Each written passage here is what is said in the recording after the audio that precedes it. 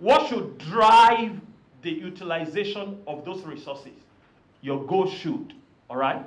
It was another effort at learning how to nip leakages and unnecessary bureaucracy, bedeviling the public services as about 50 personnel across various government agencies gathered in Lagos to learn, relearn, and unlearn the act of leadership, among others.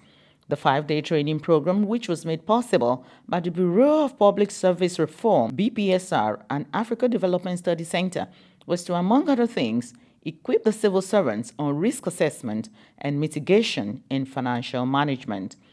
It was also to impart practicals on enhancing strategic planning and performance management, ensuring effective corporate governance and accountability, as well as develop leadership competencies for effective financial management. The Director General of BPSR spoke on the importance of the training at a time like this. Basically, we are looking at actualizing the aspirations of the National Strategy on Public Service Reforms, which says we must be world standard to be among the first 20 by the year 2025. How do we get there? We must have a reskill and upper skill public servants. So capacity development is paramount, is very important. That is one of the reasons why we have organized this program. The participants also had so much to go home with and share their thoughts on the importance of the training. This training is absolutely important for every management staff in government business. The first is about budgeting issue. You know, this has been a critical issue even to the economy itself. How do you prepare budget? How do you monitor it? These are great things. And especially I remember how to identify risk in your operational system.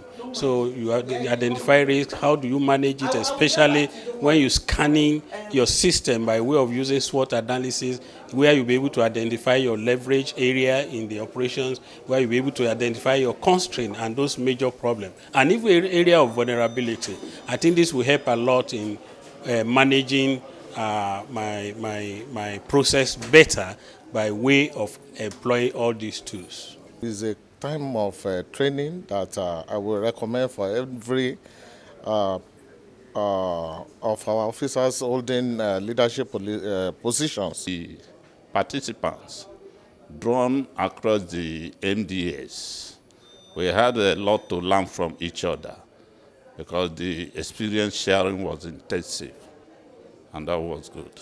What we need to do is to prioritize what we need to do and look at the ones that are important and channel those resources towards the ones that are important and manage as much as we can so that we can do a lot with the little that we have. Still, some others can't wait to get back to plug and play what they have learned.